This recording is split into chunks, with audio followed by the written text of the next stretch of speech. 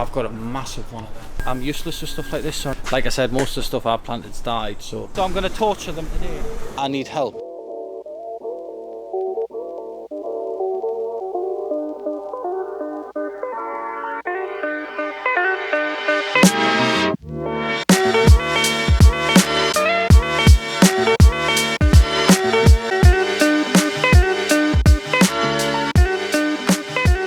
Right, we are back, 17th of January. We had our Christmas break and I nipped off for a holiday with the family to Dubai, but we are back with a bang. This is our first video of 2025, and as you can see, we aren't at Barmoor. We're up in Edinburgh today. We're looking at some trees and planting from R&B Nurseries. I've been working with these guys for 8-9 years now, so I'll bring pictures and videos of whatever development we're doing at the time, and Ian, the owner, will guide me on what will grow, how to maintain them, what the best prices are, and what weather conditions they need.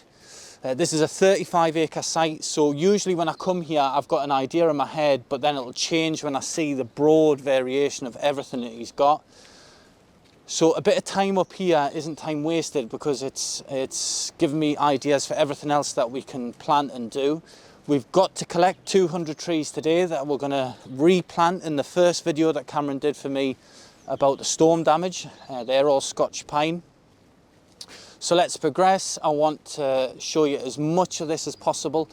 It's an incredible place to come because the ideas just start coming to you straight away. I think I'm after some laurel, some cherry, some low-level stuff, but not high maintenance, be like grasses and things for the edge of the pond. Because we've disturbed some of the nesting areas for the birds, I'd like to reinstate some of that. But then beyond that, just his ideas, because whatever I think, he'll always come up with other suggestions, and it'll predominantly be around ground conditions or how much maintenance that would need.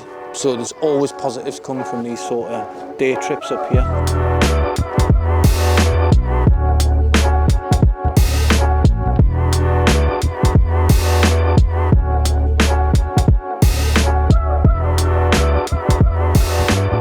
I've got laurel already planted in bits down where we're developing. So to continue on with some of that would be a good idea. I'll get you some meterage on it. But like what we done the last time was to give you an all-round. Aye, that was shrubs, mounds and stuff. Yeah. I'm not doing that. So I want to do some hedging, I want some trees, and I want some low-level stuff like those grasses, if we can. So you would have cherry laurel, which is the evergreen option. That would be hardy for you. Fagus. I hate it when he starts coming out with these Latin names. So beech is just your common beech, so it holds its leaves through the winter, but is deciduous. And then hornbeam is the same idea. So I've got another area where we had cherry up on the hill and they've all died. I think they've been saturated, drowned. Well, then you might, depending on how wet it is, you might need to look at a different type of. So I would look for hornbeam again, I think, if it's taken on the other side. If the hornbeam's worked, it's a bit like the rest of your site. Use your knowledge that you've already planted. What's worked previously, you may as well stick with it. It's looking good at the minute as well. So these are cherry, no they're not. What are these, laurel? Cherry, that's just a type of laurel. Cherry laurel is a common laurel. So you get Portuguese, which is green but smaller leaf with a purple stem on it. Yeah. As opposed to. But that's cherry laurel. So just, sorry, this is where I need help. Right, so that's cherry, that's what I'm looking at, that's what I want. And decent size, like that, but not decent prices. They're grand. You don't need to get them quite as big. How much will they grow a year? 2 to 3 foot probably, depending on the conditions and the weather and stuff, once they get their feet in. I could be in the right ballpark. Hundreds of species of variant sizes, as you can see, and if a customer came in, you could reference Latin name and price for every size. I couldn't do the common name, but I can do the Latin name and tell you pretty much. I hate it when you come out with the Latin name. I get so confused. These are amazing. So this is a type of common laurel. How old are they? 10 to 15 years, but they've been grown in Italy, so they'll grow a bit quicker and fill out a bit quicker. You see, when I plant these, because you know when you plant a more mature tree, right? Yep. You're obviously getting that treescape straight away, that height and volume and size. But you stunt the growth, don't you? A little bit. Whereas if you planted a smaller tree, they grow up quicker. People say that yes, planting a smaller tree should adapt better. Yeah. It depends how you plant a larger tree. If you plant it well, it will establish just as quick. So it depends what you're going for. If you're going for a large parkland with trees, it might be better to start small because you'll have so many. The cost will go up. Or like what we've done with the last time is you mix and match so you get different heights. So you don't really want everything growing at the same height all the time. See bamboo? I've always liked it, right? It's obviously not a native though, so it's going to look out of place at my place.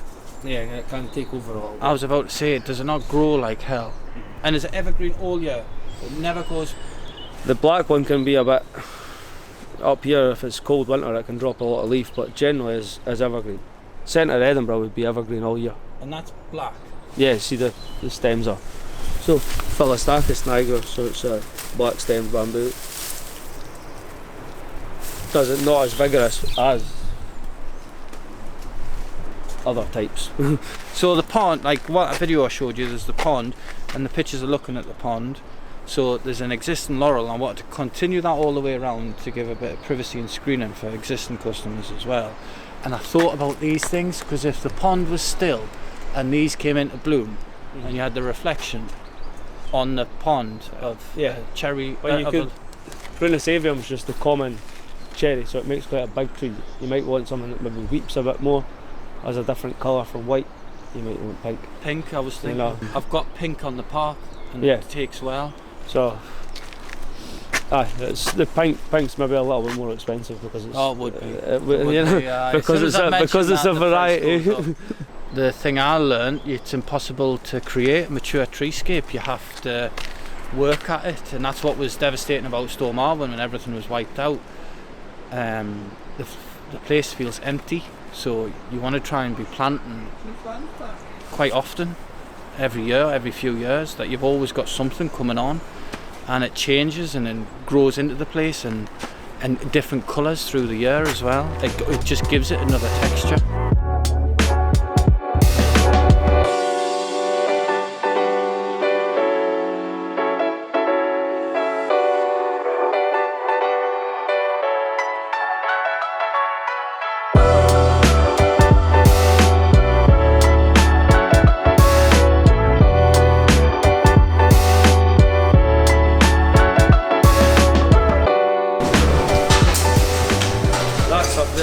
So it creates a crust on the top which stops the weeds coming up.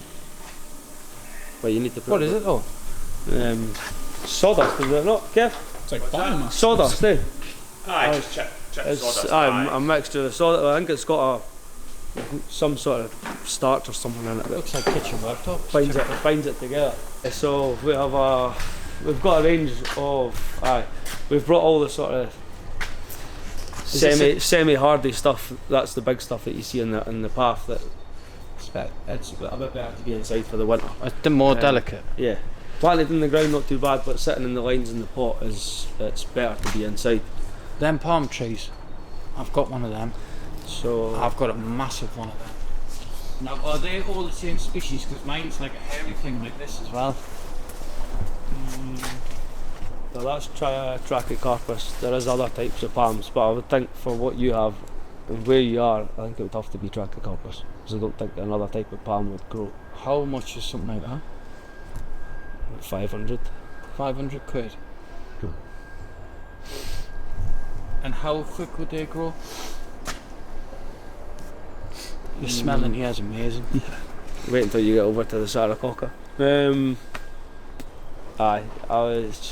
You'd be lucky if you probably put a foot to 2 foot on in 5 years on the actual trunk.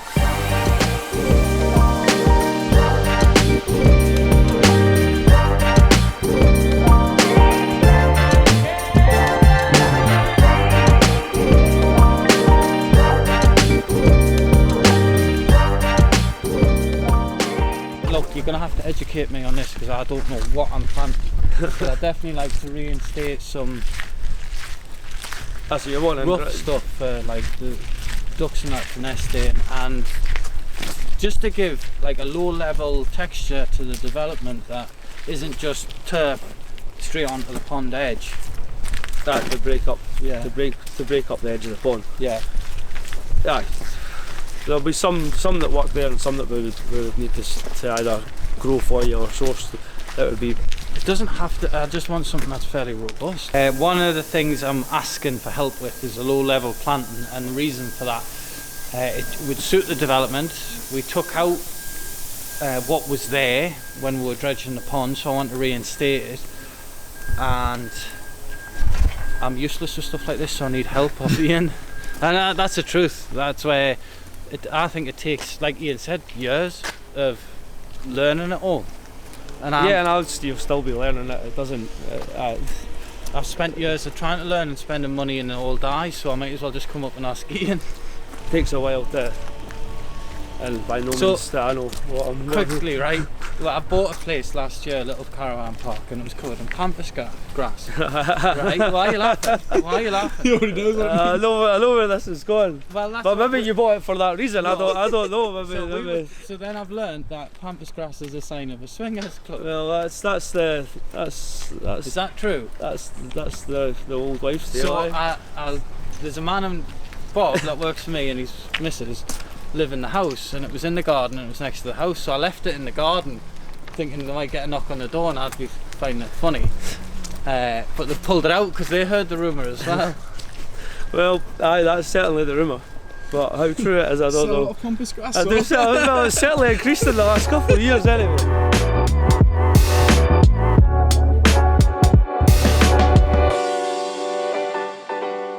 That sort of stuff.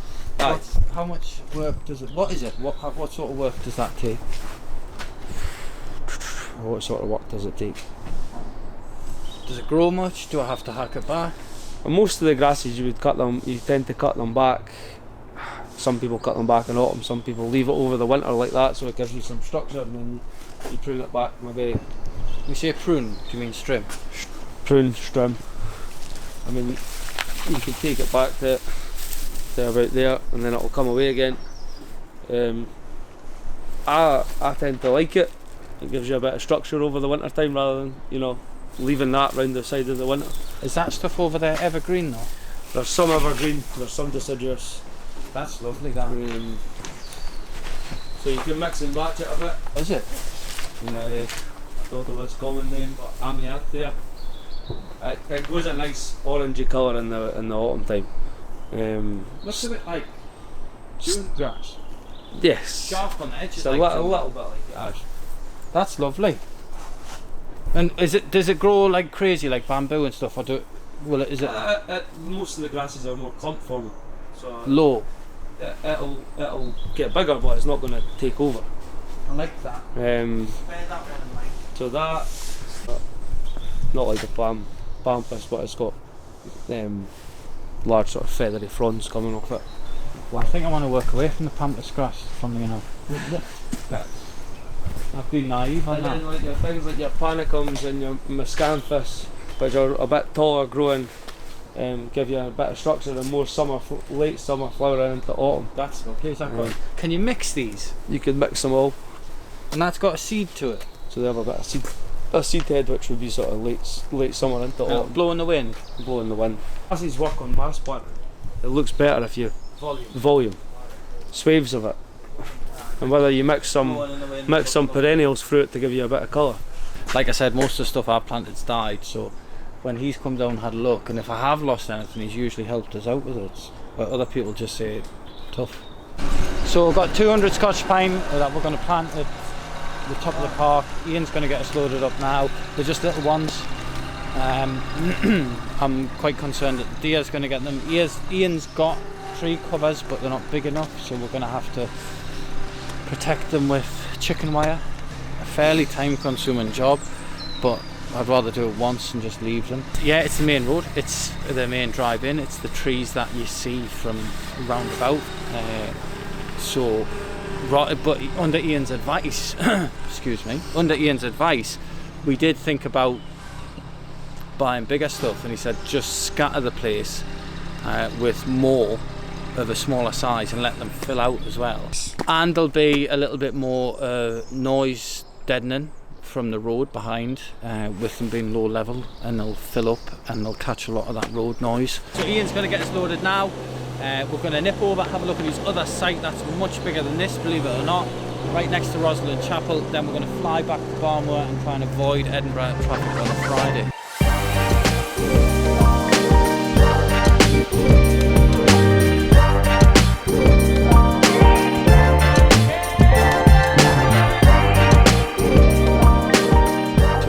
You've got Leilandi Beach. Well, we've got a lot of Leilandi for hedging and Suga for hedging, and then a lot of the other stuff. What's is Suga is just another type of evergreen conifer hedging. Can you cut that though? Yeah, cuts well. Makes a nice hedge. Depends what height you want it to go to, but no, it can make a nice dense hedge. Cheap? How cheap? Good news price. For that sort of size of plant, 40 quid. And it does. Does it like the wind? Yeah. Likes a wee bit damp conditions as well. Does it? Yeah. Right. But no, there used to be a really good example in the Botanic Gardens of when you clip it really hard, it makes a nice, really dense edge. But it can also grow into a big tree if you let it. What's the problems with it? What's the problems with it?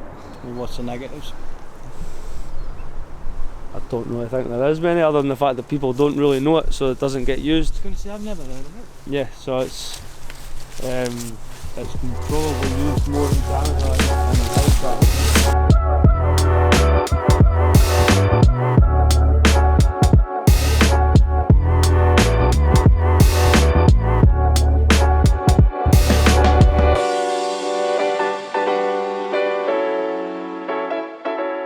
That's us done here. We're going to nip back to Barmoor now. I just wanted to thank Ian for the time this morning.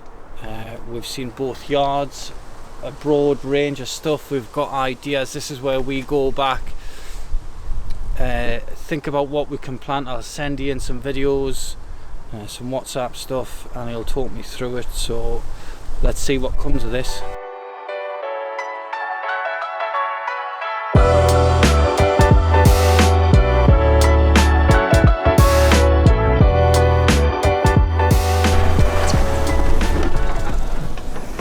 So we've just been to the bait room to see everyone, and the hit, and I couldn't understand where all my staff were.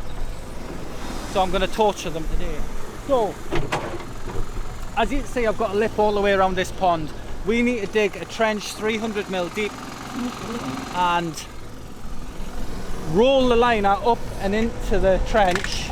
So on this side and that far side, I've still got water in there. I've got slop at the bottom, which they will not lay the liner on because it doesn't. So you get rolls of plastic, they overlay them, and they have a fusion welder, which is a machine that runs along the joints with heat conducted by electricity, and it melts the plastic together to seal it. You can't do that on the slop. I'm a bit worried about that, and he's nervous about these trees around the edge, which I thought could have worked around if I made like a soil banking around them. He's adamant he can't. So it's more work, and we've got to be back in the pond with the digger, and I'm not very happy. So where were you when we've just pulled into the yard? Where were you? Hiding? In the bait hut. Right, every time we do a concrete base, wildlife walk through it. Doesn't matter the nice finish, doesn't matter how much effort we put in. Look at this from yesterday.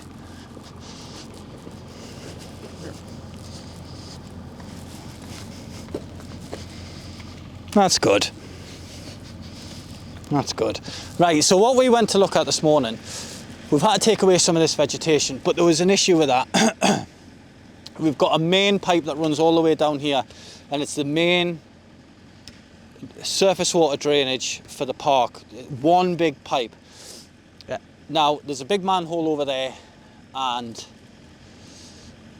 probably 8-9 years ago, this pond flooded all of this area, all the way up to that tree there. and we discovered one of the trees was growing, the roots were growing into the pipe. I only know that because I got a man in with a camera and he put the camera down the pipe and sort of showed us it on the screen. We were concerned that some of these roots are growing into that, and I know I still can't get down that pipe, so we've got to expose it and have a look and maybe clean it out.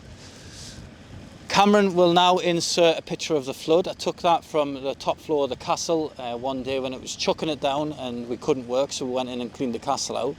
And it'll show you how bad it actually was. But since I took that tree out, it hasn't flooded. But I needed to expose a bit more here. Because of that, I'm going to have to replant.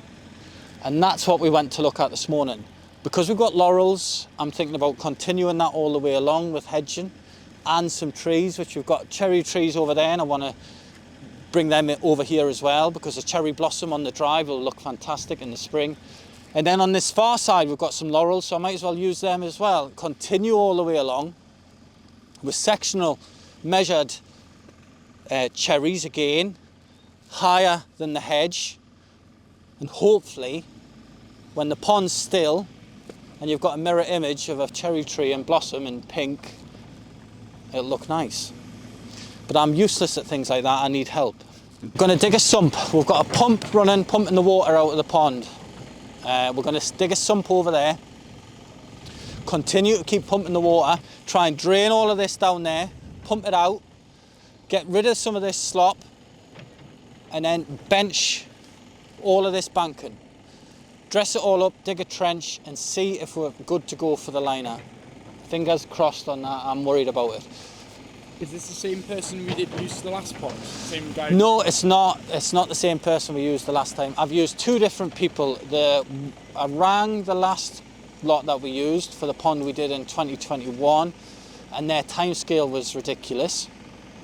So I tried to ring the first firm that I ever worked with back in 2016, 2015. I actually thought the chap had retired because he wasn't answering his phone. So I rang round to ask who other people are using at the minute, and they give me his new number. So I've managed to get in contact with him, and he can do this within 2 weeks. But we need to be in here and cracking on. Now I've seen we've got bad weather coming, and I'm nervous. If I need to, one of the local farmers will come and give me a hand with a big pump to keep the water out of here. It's a pump that we'd use for irrigating potatoes, so we can try and get it as dry as possible. Once they've done the plastic liner, we need to get water on top of it as quick as possible, so if you get any rain, the liner doesn't bubble and come up. So that's where we'd get the farmer in to help pump water from another pond in to put weight on top of the liner to keep it down. So when I was looking at the grasses up there, this is new to me. I've never really done low-level plant, well, sort of. More mounds and areas we do with heathers and stuff to fill out areas where we'd use up a bit of topsoil. But on here, so my idea was car parks, turf, and then like so here around the edge of the pond, some long grasses that would sit maybe up to like knee height, and then we trim them back in the winter time. Going up there and seeing what Ian has totally makes your imagination start going as to what we can plant, the colour schemes, how it'll look, and you start to visualise it. So I really wanted to strip along here at the front and make them more private, give the development another texture, so it's not just turf, edge of water. You'll see the long grasses blowing around in the wind. They'll have cut lawn here. We might run the lawnmower around in front of these longer grasses on the edge of the pond as well. It's just making it a bit more three-dimensional instead of just concrete grass. It's got more body to it. Right, Cameron, what have you just done? I accidentally stood in the fresh concrete, which Following me around. Arlene's absolutely furious. She's got to come. You better say sorry to her, mind. Yeah, I will do. She's floated all this. I'll thank her profusely. He's saying sorry. What? He says sorry. Shut up, Matt. Yeah. How could you do that, Arlene? This is the pitch that we did on our last video just before Christmas. I wanted to show you this one because we've got a special caravan ready to go on here. It's a centre lounge, I think I spoke about that before. And the view from the living room is going to be straight down this pond. Now we're going to cut to Michael, who's going to give you a tour of that home.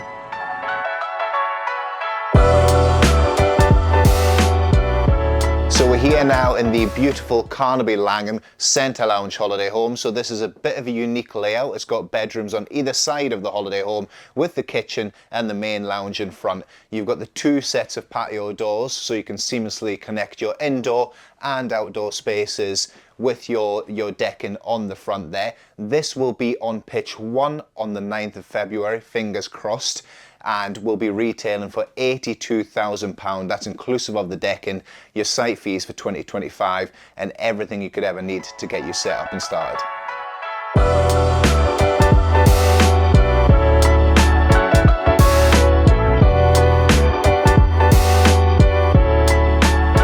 We felt it was fitting to end this week's video next to our existing pond in front of the office. This is what we would like to reinstate our pond that we're working on at the minute back to this level and encourage the wildlife back on the pond. We understand this is a big concern for our customers and what we really like here, and it's part of the environment that attracts people. So today's video was solely focused on that and giving us ideas of what we need to do. If you haven't already, please don't forget to like and subscribe. Thank you for watching, and I'll see you next time.